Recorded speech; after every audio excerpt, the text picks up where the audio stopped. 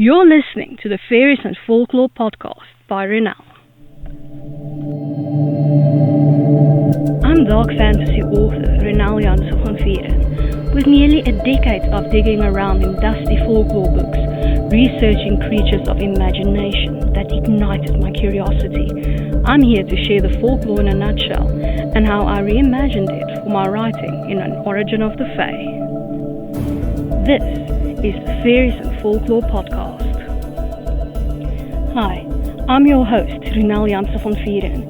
You can just call me Ronel. In today's episode, we're continuing our exploration of the Faery. This episode is brought to you by my Dark Court Sisters book series, available in ebook, paperback and audiobook. 3 sisters, 3 destinies, 3 ways to destroy the world. Go to ronelthemythmaker.com/Dark Court Sisters series for more. You can now support my time in producing the podcast, researching, writing and everything else involved by buying me a coffee. This can be a once-off thing, or you can buy me coffee again in the future at your discretion. Go to buymeacoffee.com/Ronel to support me.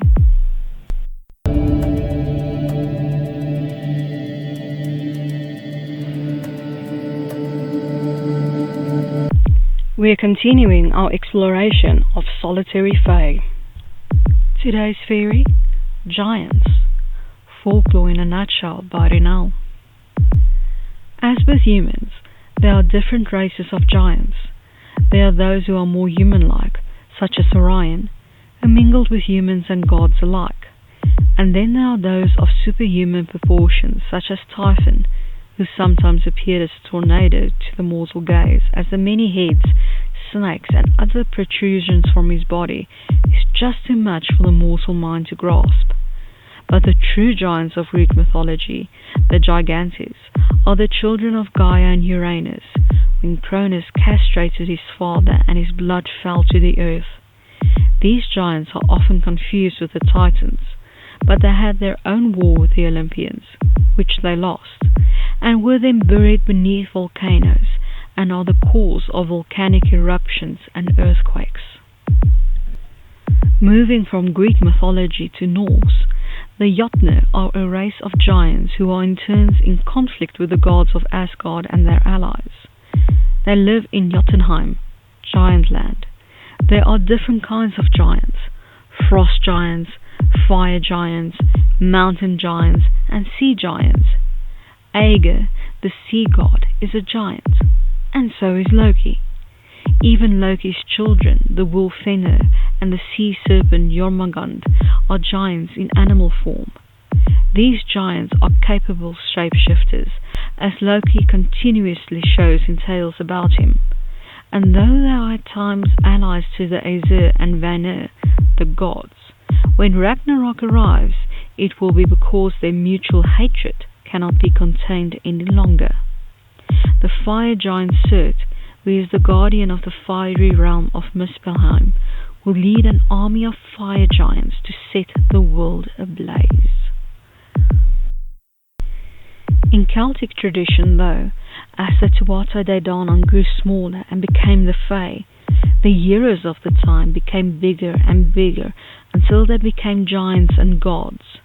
Bran the Blessed is such a hero. The calyx is usually depicted as a giant crone who shaped the landscape when rocks fell from her apron, and so mountains and valleys were created. Giants can be found all over the world, though, and were a favorite of medieval tales. They are always huge, strong, and vaguely human in appearance. They range from malevolent to playful, from enjoying human flesh to befriending humans. Just remember that they can sometimes forget their own strength, so look out for yourself before you end up like the Cornish lad who died when his giant friend tapped him friendly on his head. And now for my interpretation of the Fae, in An Origin of the Fae, giants.